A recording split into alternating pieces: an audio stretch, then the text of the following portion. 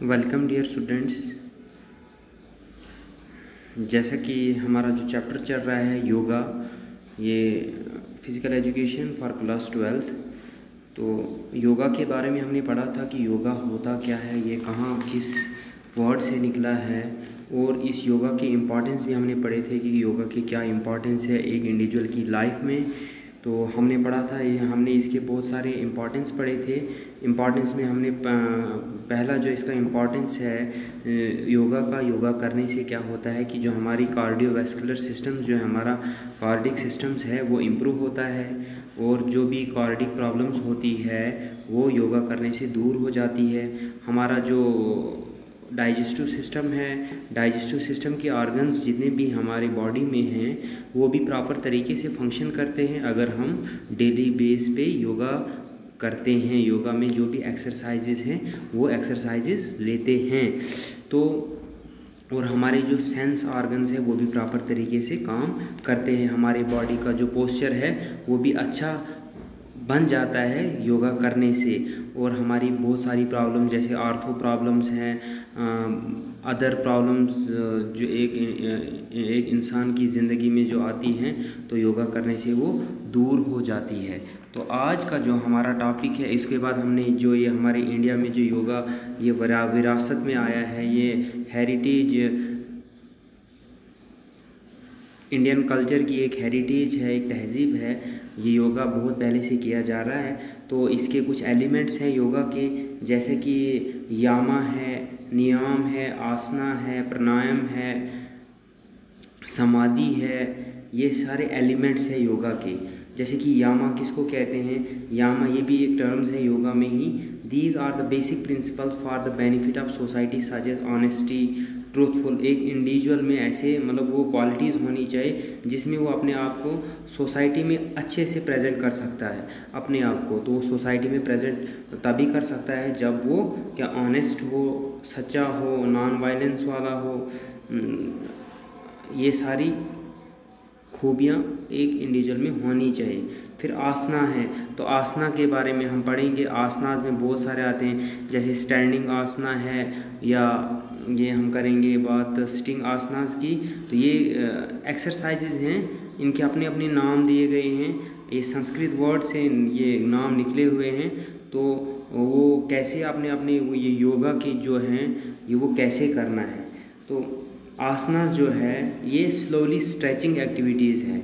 मतलब जब भी हम कोई आसन योगासन करते हैं तो वो क्या, उससे क्या होता है, हमारी बॉडी स्ट्रेच होती है, आहिस्ता से स्ट्रेचिंग करनी पड़ती है, और उससे क्या जो है वो जो भी एक्टिविटीज़ होती है वो परफॉर्म करते हैं हम। तो आज जो हम पढ़ने जा रहे हैं आसना के बारे में पढ़ना जा रहे हैं। तो आसनास क्या होते हैं तो आगे हम पढ़ेंगे इसके बारे में कि स्टैंडिंग आसना कितने हैं और सिटिंग आसनास कितने हैं। तो आसना का मीनिंग देखो, यहाँ पे ये जितने भी पिक्चर्स ये आपको ये दिख रहा है ना, ये जितने भी हैं ये जितने पोजेज हैं इन सब ये सारे योगा के पोजेज हैं। तो अपने अपने नाम है, अपने अपने जो ये आसन है उसका अपना अपना बेनिफिट है अपनी अपनी जगह पे। तो आसना की बात करेंगे हम, तो a position which is steady and comfortable. Asana में जब हम करते हैं, जब हम ये आसना करते हैं, एक्सरसाइज लेते हैं, तो इससे क्या होता है हमारा मतलब जिस भी पोजीशन में हम पोज बनाते हैं, अपनी बॉडी को मूव करते हैं, स्ट्रेच करते हैं, लेकिन कंफर्टेबली करना है। In asanas body is kept in various position. Asanas में क्या होता है कि हमारा जो जिस्म होता है, हमारी जो बॉडी होती है उसको डिफरेंट मतलब डिफरेंट मोशंस में उसको चेंज करना पड़ता है, डिफरेंट पोजीशंस में वो परफॉर्म करने पड़ते हैं वो exercise in such a way that the activity of the organs and glands of body become more efficient. ये जब ये हर किस्म की जो ये हम एक्टिविटीज़ करेंगे, देखो यहाँ पे आपको दिख रहा है ये सारे क्या है आसन्स हैं, कुछ स्टैंडिंग आसन्स है, कुछ सिटिंग आसन्स है। तो ये सारे बेनिफिशियल्स हैं हमारी रोज़मर्रा ज़िंदगी में, हमारी एक इंडिविजुअल की लाइफ में ये एक्टिविटीज़ बहुत ज़रूरी है। क्यों ज़रूरी है? क्योंकि इन एक्टिविटीज़ से हमारे जो ऑर्गन्स हैं या हम ग्लैंड्स की बात करेंगे वो ज़्यादा एफिशिएंट होते हैं, वो ज़्यादा प्रॉपर तरीके से वर्क करते हैं। And finally improve the health of mind and body. तो फाइनली हम यही कहेंगे, यही कह सकते हैं कि योगा करने से हमारी जो हेल्थ वो अच्छी रहती है, हमारा माइंड जो है वो भी प्रॉपर तरीके से काम करता है, वो भी हेल्दी रहता है और हमारी बॉडी भी हेल्दी रहती है। तो अब है ये आसन्स हैं, इन आसन्स को भी मतलब क्लासीफाई किया गया है। तो क्लासीफाई जैसे कि मेडिटेटिव आसन्स हैं, वो आसन्स मतलब जिन आसन्स में, जिन एक्सरसाइज में हम ध्यान देते हैं उससे क्या होता है, हमारी मेडिटेशन पावर जो है वो एनहेंस हो जाती है। जैसे कि इसमें आता है पद्मासन है, सिद्धासन है, गौमुखासन है, वीरासन है, ये सारे आसन्स है इसमें मेडिटेटिव आसन्स में। जैसे कि पद्मासन है, पद्मासन में हम क्या डायरेक्ट जो मतलब मेडिटेशन जो होती है मीन्स कि हम ध्यान देते हैं, हम मतलब प्रे करते हैं, मन में प्रे करते हैं और डायरेक्ट हमारा कनेक्शन गॉड के साथ होता है।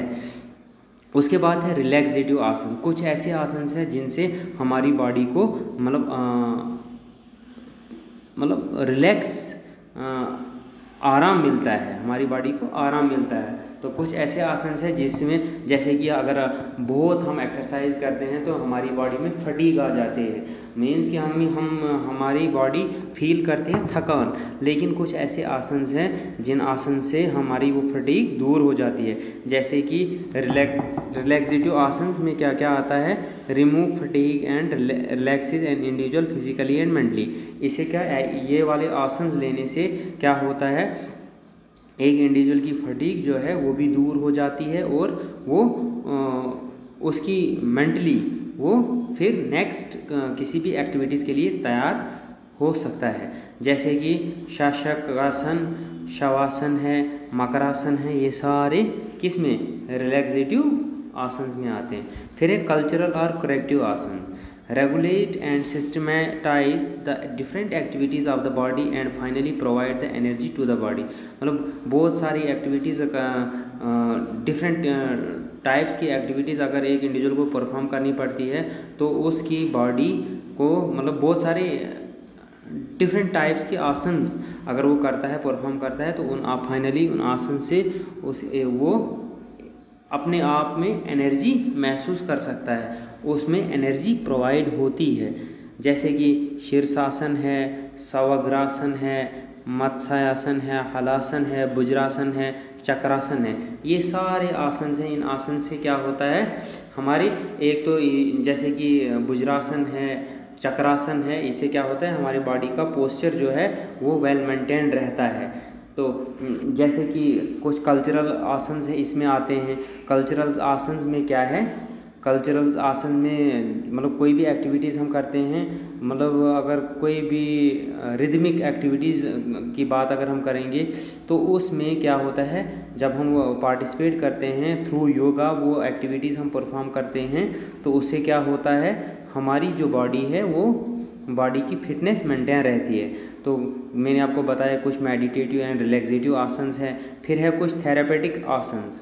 Therapeutic asanas means for curing various problem, मतलब बहुत सारी बीमारियां जो होती हैं उन मतलब अगर एक इंडिविजुअल में किसी भी छोटी बीमारी में वो मुब्तला है, लेकिन डॉक्टर भी उसको रिकमेंड करता है कि आप ये एक्सरसाइजेज करो, ये योगा करो, तो वो दूर हो जाती है वो बीमारियाँ। तो कुछ आसन जैसे कि these asanas are performed in standing, sitting, lying, बहुत किस्म के आसन्स हैं। कुछ हम खड़े कर सकते हैं, कुछ बैठ के, कुछ सो के, और कुछ इन्वर्टेड पोस्चर्स जैसे कि द वार्म। सबसे पहले अगर हम वार्मिंग अप करते हैं, योगा करने से पहले, कोई भी एक्टिविटीज़ करने से, कोई भी फिजिकल एक्टिविटीज़ करने से पहले हम अपने आप को वार्म अप करते हैं, मतलब कि उस एक्टिविटीज़ को स्टार्ट करने से पहले बिफोर हम वार्म अप करते हैं। और योगा जो ये एक्सरसाइज है, इन एक्सरसाइजेज को भी स्टार्ट करने से पहले क्या, सूर्य नमस्कार करते हैं, जैसे कि सन सल्यूट, स्ट्रेचिंग। तो इसमें 7-8 एक्सरसाइजेज हैं वो होती हैं। तो ये था हमारा आसनास और इसके बेनिफिट्स क्या हैं। तो ये मैंने आपको बताया कि बहुत सारे आसन्स हैं। तो अब हम नेक्स्ट वीडियो में नेक्स्ट लेक्चर में हम स्टैंडिंग और सिटिंग आसन्स पढ़ेंगे। तो स्टैंडिंग आसन्स जो हैं जैसे कि ताड़ासन है, उष्ट आसन है, त्रिकोणासन है, ये सारे आसन जो हैं, इन आसन से क्या होता है, बहुत सारे बेनिफिट्स हमारी बॉडी को मिलते हैं। Thank you.